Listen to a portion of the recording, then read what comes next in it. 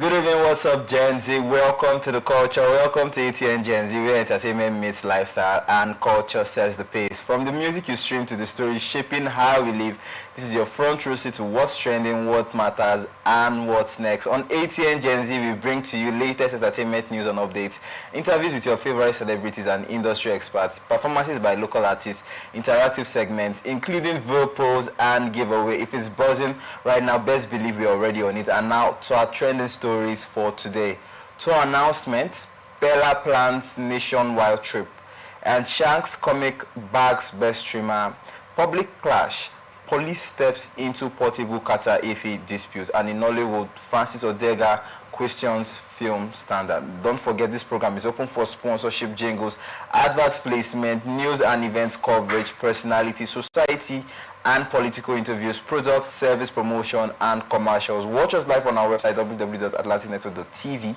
We are also available on Avo TV channel 205, Nimex TV platform, Ifastech platform, Apple TV, Niger TV, and Iroko TV.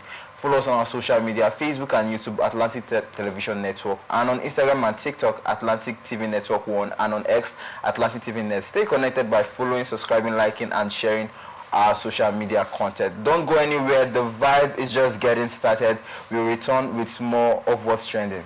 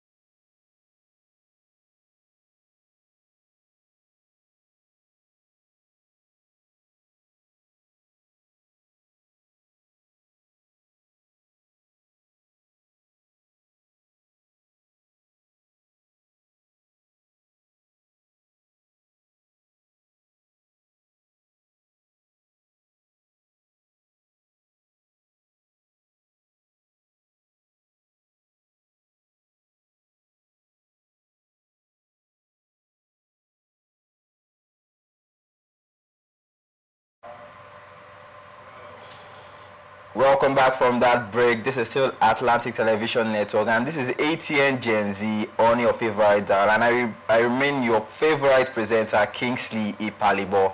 And I won't be doing this show alone. I have Chukasin Amos in flesh present in the studio today. Chukasin, good evening and welcome to the show today. Thank you very much for having me, Mr. Ipalibo. Has been happening over the last 24 hours, and one of which is popular TikTok creator Pella. You know, he has announced plans to embark on a nationwide tour beginning March 6, marking a major step in expanding his presence beyond digital platforms. The tour is expected to bring the influencer face to face with fans across several Nigerian cities, blending live entertainment, meet and greet sessions, and interactive experiences. Pella, who rose to prominence through comedic skits, live stream sessions, and viral TikTok moments, has built a large youth-driven audience online. His content, often centered on humor, everyday situations, and influencer collaboration, has positioned him among the fast-rising personalities shaping Nigeria's digital entertainment culture. The upcoming tour reflects a growing trend where social media creators translate online popularity into physical events and touring experiences, from the timeline to the stage.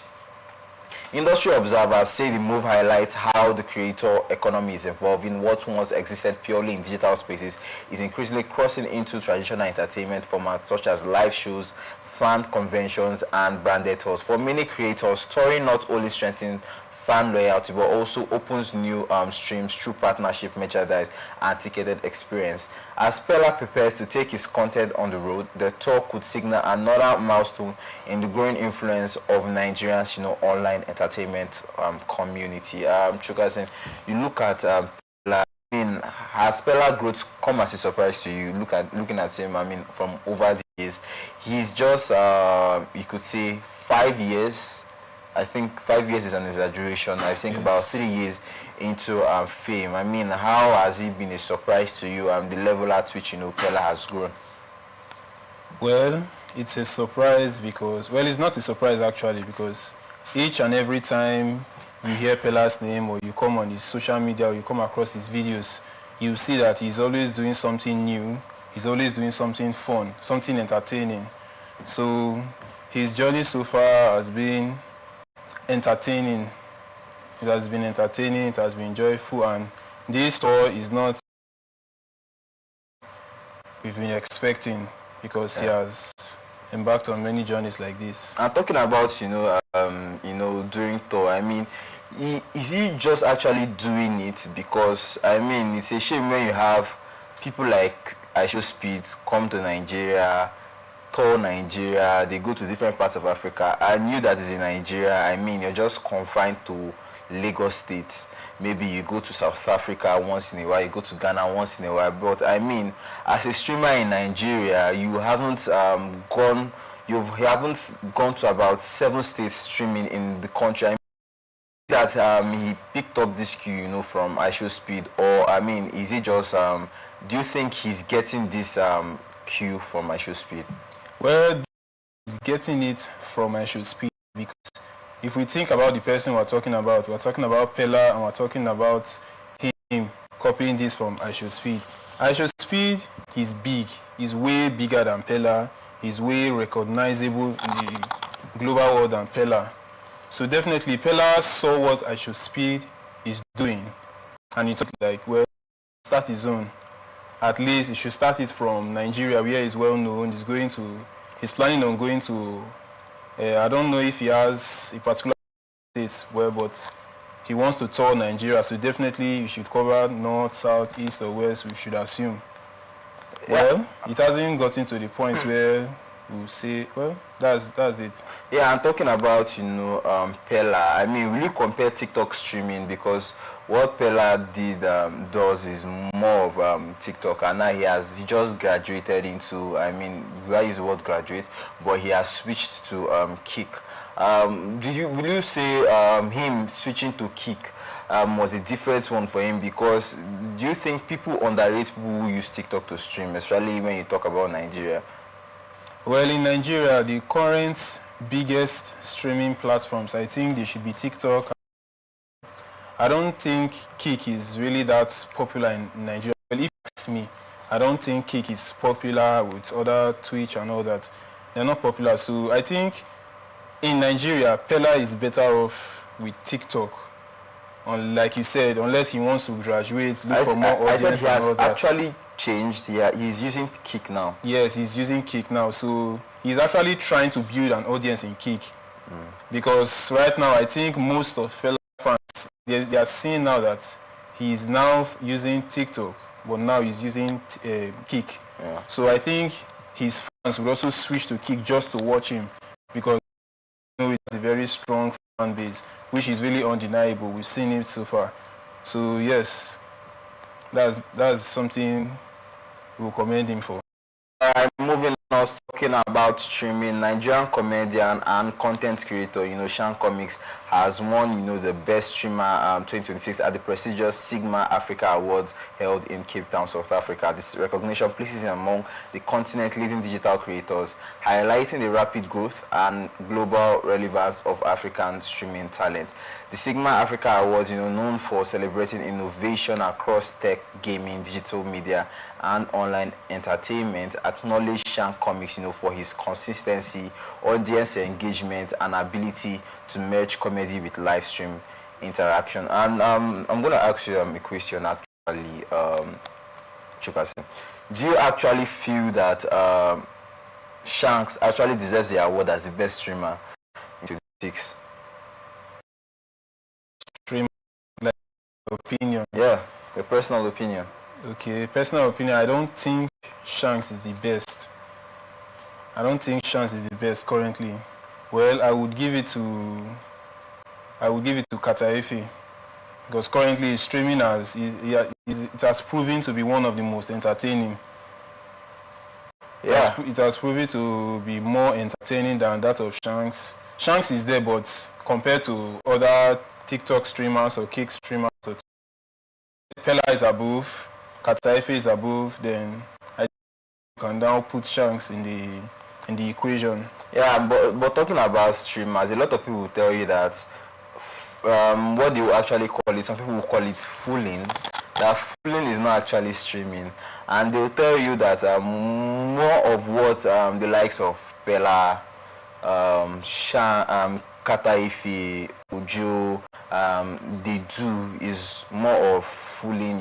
They just try to make jest online, and people will tell you that Shanks is different. I mean, how would you? Do you think that we need to classify these people in terms of their their niche in terms of creation? Because everybody will tell you that streaming is streaming no matter what you do, but some people have the opinion that what Shank does is different from what Kataife them do, and that's what makes him stand out. I mean, do you think that Kataife and Pella are not actually streaming? They are just making jest of themselves online. Well, like you said, some people would say streaming is streaming. They are streaming themselves, fooling themselves online. Well, yes, that is exactly what they are doing. But it cannot be denied that they are not streaming. They are definitely streamers. Just have similar niche, which is like Kataife is always doing something. And funny, that's what is drawing people's attention. If we check I Should Speed, like you said earlier, Pella is copying the tour which I Should Speed did in Africa and other countries and all that. If you check I Should Speed, most of his clips we've seen, he backs. Yeah.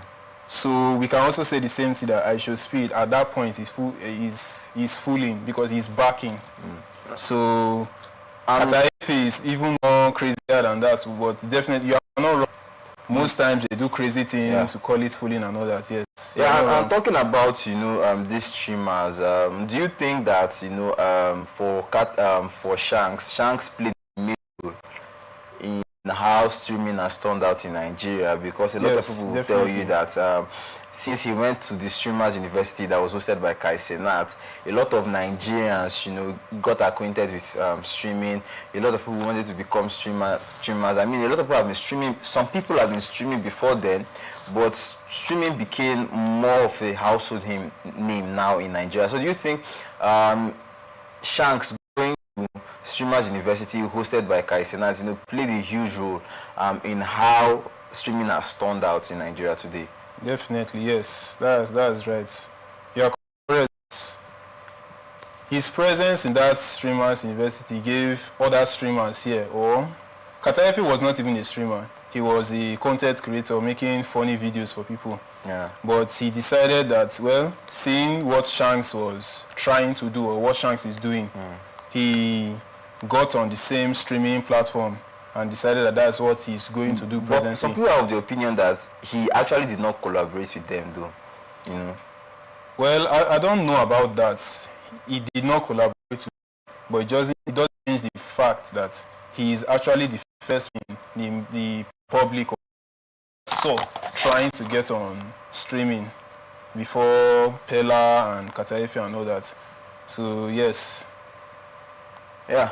And for industry observers, they say the move highlights, how the creator economy, is evolving. What once existed purely in digital spaces is increasingly going into, crossing into traditional, entertainment, such as live shows, fan convention, and branded tours. For many creators, touring not only strengthens fans' loyalty, but it also opens new revenue streams, through partnership, merchandise, and ticketed experience. So look at what Shanks have been able to do. I mean, don't you think that there's a huge future ahead, for streaming in Nigeria? Looking at it, that streamers are now being appreciated. There's an award for streamers. I don't think 3 years ago there was an award for streaming, and right now in Africa, the Sigma Awards, has appreciated Shanks, as the best streamer in 2026. So I mean, what does this mean for the streaming industry? Because a lot of people would want to be involved in streaming now. Looking at it, that hey, probably he is the first Nigerian, to take home this award, the best streamer in Africa, not just Nigeria. That's what they gave to him at the Sigma Awards. So you look at it, I mean, what does this mean for the future of streaming in Nigeria and Africa as a whole? Well, in Nigeria and Africa as a whole, it means open doors, because Nigerians will definitely see this as opportunity to work harder in the streaming platform, collaborate more. You see, I always make I always use Kataefi as an example. His streaming platforms, he has used this so far for opportunities and all that. He has invited a lot of guest artists. They are working hard. Well, yes, definitely. The award, like you said it's Sigma. Yeah. Yes, so that definitely will bring open doors for the streamers in Nigeria and Africa as a whole. Especially in Nigeria, though. All right, I mean, there's been a whole lot to talk about, on the world of streaming, and there's been a whole lot more to talk about, especially when it comes to Kataefi, Kolu, and Portugal. I mean, there's a whole lot to discuss, but we're going to go on a short break. When we get back from this break, I mean, we'll delve into what we have for you. Don't go anywhere. This is still Atlantic Television Network.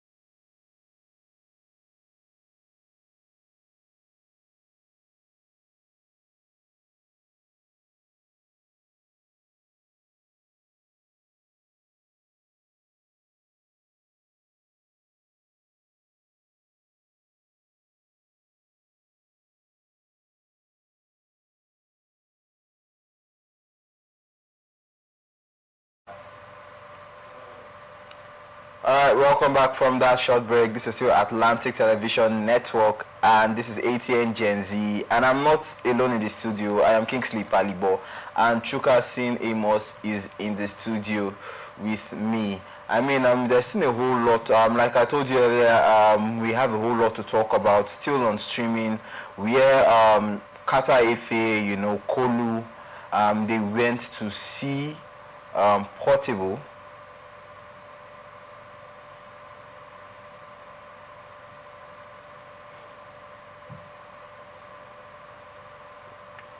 Yeah, Kata Efe and Kolu, you know, they have regained, you know, their freedom, you know, after reportedly police intervened in the dispute concerning controversial singer Portable. The situation escalated after altercations between both parties that quickly gained traction across social media platforms.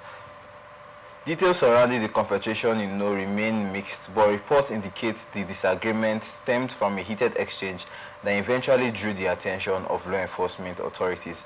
After police stepped in to mediate the situation, both Kata Efe and Kolu were released, bringing temporary calm to a clash that had already sparked widespread, you know, online debate, you know, internet drama, real-world consequences. Chukasin, you heard about this incident, and isn't it funny, you know, how situation has turned out? I mean, Portable has always proven to be a very controversial human being. Controversial, yes. Notorious, disturbing, yes, because I see no reason why you are physically violent because someone under you decides to start streaming with somebody else. I mean, he's hot, you know. He's hot, but he definitely has no right to start being physical, not just physical, violently. So, you know, there's no excuse. In a lawful country, that's not even supposed to be left unseen or unchecked. He's supposed to be arrested. Because Kolu is not underage. Yeah. He's not Kolu's. I don't think I'll say he's Kolu's guardian because Kolu is an adult. Yeah. If I assume Kolu is an adult, yes. So definitely he's free. He can do what he wants. All right. I mean, talking about this incident, we heard Kata Efe and Kolu, you know, Kolu wanted to pay homage, you know, to his former boss, who is who is Portable, and you know they went there for peace, and they went there in a happy mood, and all of a sudden, it was the other way around, as Portable was not happy to see them, and you know it turned into a full-blown issue where I mean the police had to come in, you know, to separate the whole issue. I mean, when you look at the whole issue, what do you think? Do you think Portable has a right to be angry? Because according to Portable, Kata Efe, you know, took from under his care. You know, he was with Portable, and he was, you know, and we've seen videos of both of them right from time, you know, where Kolu was coming up and how he has always been there. You know, he advised Kolu and there and you know, all those things. And Portable. Isn't Portable supposed to be happy that that Kolu has gotten this far? Don't you think it's supposed to be a call for celebration on the part of Portable, or do you think that Portable is well within his rights, you know, to be angry with Kata Efe? Well, Portable is supposed to be happy that his boy.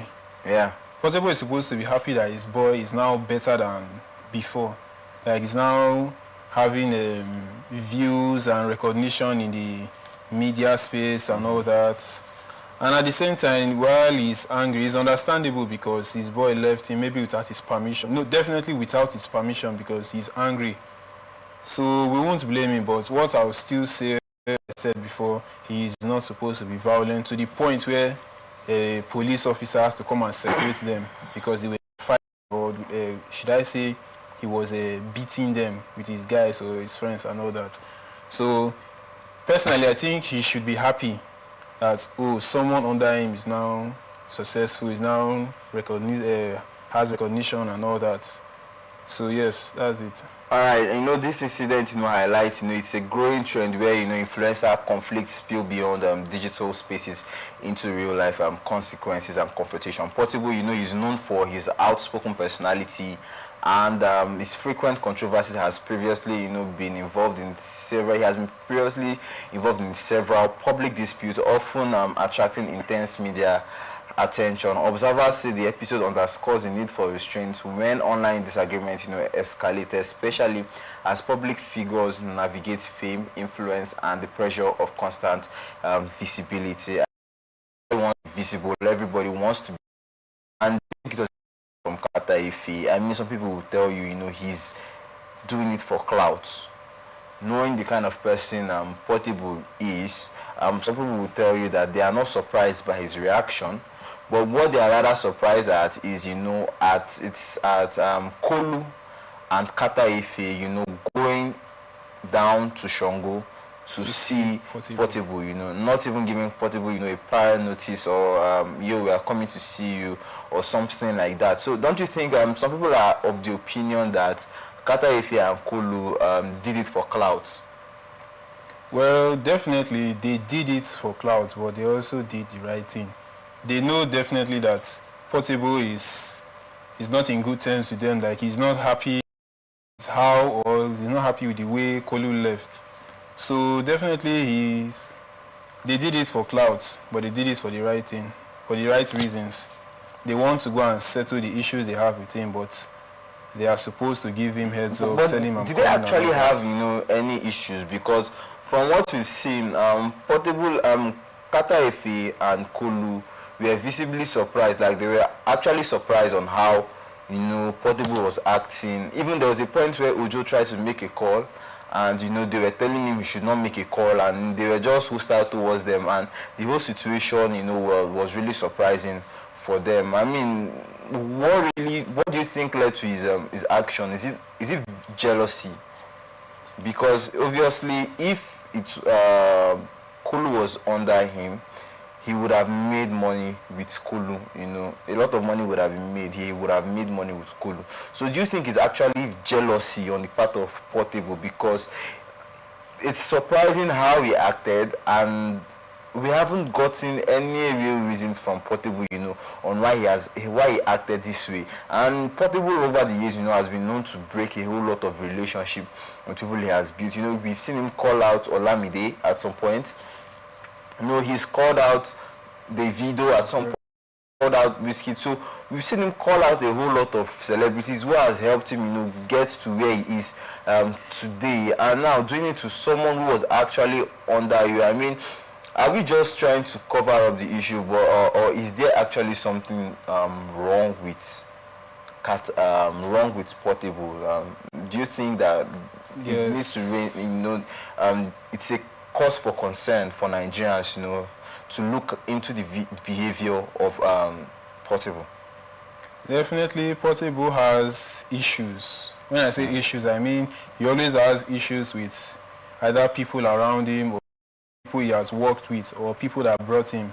I was really surprised when I heard about his issue with Davido then, because I was thinking, I thought Davido is someone that you would actually want to be in good terms with, because Davido, as we know, is someone that's, can put you on and all that. But as you said, he has had issues with Davido. Now he's having issues with Kolu. Definitely he's being jealous because he's feeling like someone under him has left him and is making it big. Because I see no reason why someone that was under you is now recognizable, is now loved by fans, has a lot of, say, thousands of fans. I see no reason why you should be angry. Personally, I think you should be happy that, yes, as we say it here, look at like my boy don't big, but he's somehow different for Portable. Instead, Portable is being all violent and all that. Alright, moving on, veteran actor and comedian Francis Odega has expressed concern over what he describes as a decline in the quality of some Nollywood production. Speaking during a recent interview, Odega reflected on the industry's evolution and suggested that while output has increased, consistency in storytelling, production value, and originality, appears to be slipping in certain quarters. According to Dega, the rapid growth of streaming platforms and digital distribution has created more opportunities for filmmakers, but also intensified pressure to produce content quickly. He noted that speed and volume sometimes take priority over strong scripts, character development, and technical excellence. While he acknowledged that Nollywood has achieved major global milestones in recent years, he stressed that maintaining standards is essential for long-term credibility. More movies, less magic. His comments, have sparked debate within creative circles. Some industry professionals argue that the diversity of content today reflects experimentation and market demand, while others agree that tighter quality control is needed. Observers say the conversation highlights a broader industry crossroad, balancing global expansion with artistic depth. As Nollywood continues to compete on international platforms, the challenge may not just be producing more films, but producing better ones. Chukwukasin, I would like to ask you a question. I'd like to start with this question. You've watched Nollywood, you've been an avid lover of Nollywood, and I would love to ask you, Nollywood in the early 2000s, Nollywood from the 2010s, and Nollywood now, which do you prefer? Definitely is Nollywood from the early 2000s. There are more creativity. It looks more real and more entertaining. Now it's like everybody, the whole Nollywood, they are just recycling the same thing they've been doing for, I would say, 5 years now. It's just a recycle of the same thing with the same actors and different... Let me put it in the words of Francis Odega. He said, one storyline, 7 different movies. And I think it's something we've been seeing in Nollywood recently, You see one particular storyline by one producer, and he has used it to make up to 7 movies. I mean, is it the pressure of, do you think it's the pressure of, trying to make money from streaming platforms? Streaming platforms, like the way they do it in our debate days in secondary school, has it done more harm than goods to Nigerians? Because you look at how, since the advent of the likes of Netflix, Amazon Prime, and the rest of the streaming platforms, even also the monetization of YouTube, Facebook, and the rest. We've seen influx and a whole lot of production of movies has been taking place. And do you think they have done more harm than good, to the Nollywood industry? I would say they've done more harm in the sense that, in terms of creativity, they are not creative. So in that aspect, I would say there's harm there. They are not creativity, and as you said, they are using one storyline for 7 different movies. They are not chasing like a better storyline or giving the people what's interesting, or instead they are chasing what they would gain from the monetization in the social media platforms and all that. So definitely they have to do better, because in the early 2000s, even if something like this was going on whereby they use one story, it's more entertaining then compared to now. And don't you think, when you look at the movie scenes in Nigeria, some people will argue with you that Nigerian movies do not look realistic again. You watch a movie, I watched a movie personally where, they talked about someone who was struggling.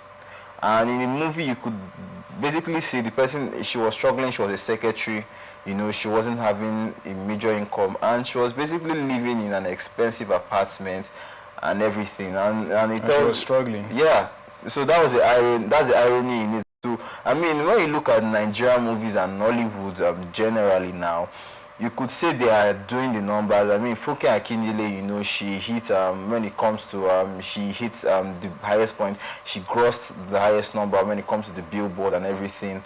The cinemas, we are having movies selling in the cinemas, but we haven't seen Nollywood actors in recent years, make that leap from Nollywood into Hollywood. Over the years, we had the likes of Genevieve Nanji, acting in Nollywood and going over to Hollywood. We had Omotola Jakande, we had Stella Damascus. These people went from acting Nollywood, they went to acting Hollywood. They went higher.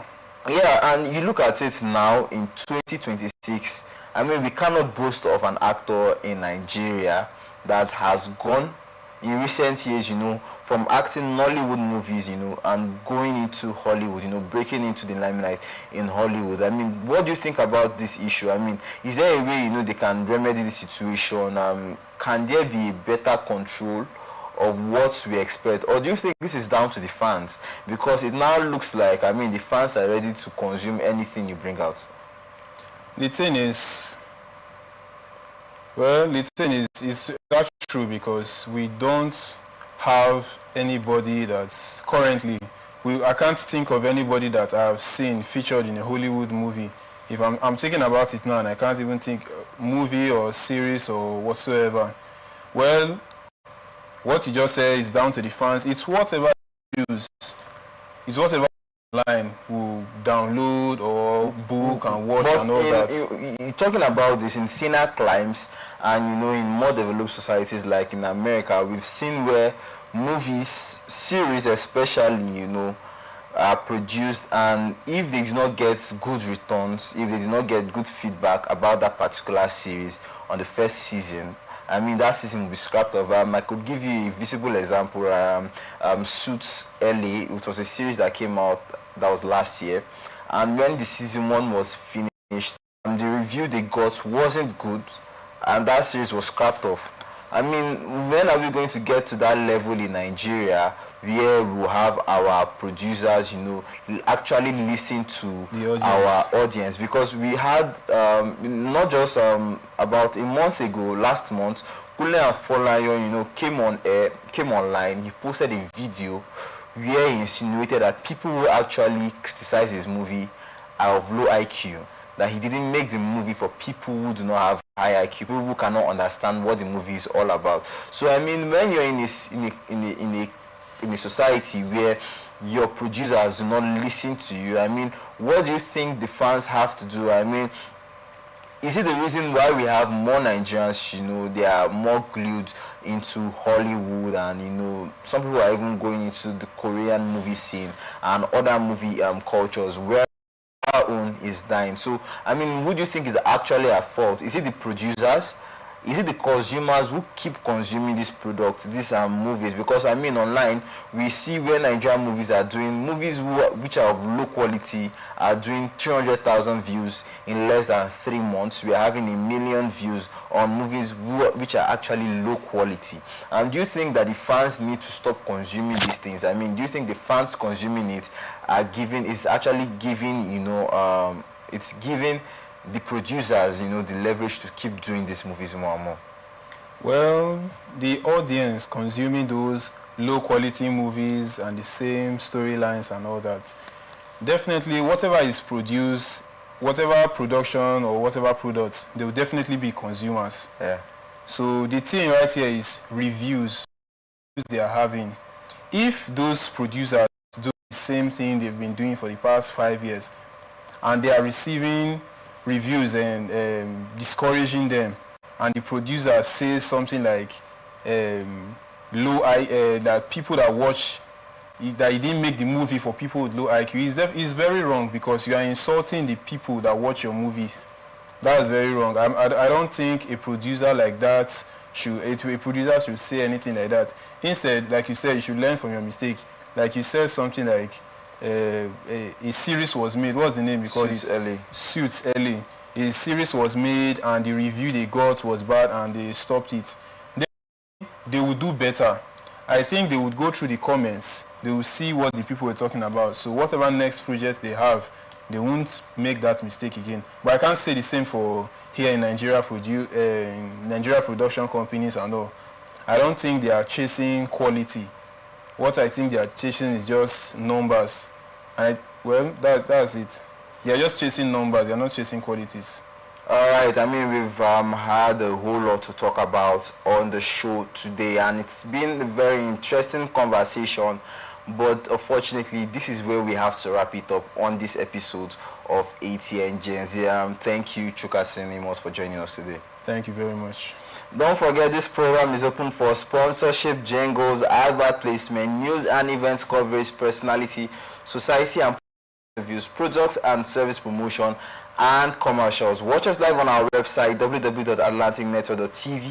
We are also available on Apple TV channel 205, Lemex TV platform, Ifastech platform, Apple TV, Ninja TV, and Iroko TV. Follow us on our social media, Facebook and YouTube, Atlantic Television Network, and on Instagram and TikTok, Atlantic TV Network 1, and on X, Atlantic TV Net. Stay connected by following, subscribing, liking, and sharing our social media content. Don't forget, peace and unity are the pathways to progress. Thank you for watching. Until next time, stay tapped into the culture. I am Kingsley Ipalibo. The board, management, and staff of Morrison Media Group presents the 2026 Anniversary Celebration Lecture of Morrison Media Group. Theme: Media's role in shaping social change, addressing inequities, and empowering voices. Chairman Alex Ndudi Enebele, FSM, President, Institute of Strategic Management of Nigeria, Chartered. Keynote speaker, Professor Armstrong Idachaba, Professor of Media and Broadcasting Communication. Panelist, Professor Chris Ochonogo, Immediate Past Head of Department, Journalism and Media Studies, University of Port Harcourt. Dr. Ijoma Tobosia, Secretary, NUJ, River State. Dr. Sarah Joe, University Orator and Associate Dean, Faculty of Communication and Media, River State University, Port Harcourt. Dr. Ibiere Koki, Ignatius Aju University of Education, Rumolomini, Port Harcourt. Chief Host, Dr. Chinyere Igwe, Esquire, Chairman, Morrison Group. Date: Tuesday, 10th March 2026. Venue: Gate Place Hotel, Kilometer 5, East West Road, adjacent Obirikwere Flyover, Rumosi, Port Harcourt. Time: 10 a.m. For more information, please call Kainde Paul Obofadi 081-063-41777 or Samuel Ajinwo at 090-454-00.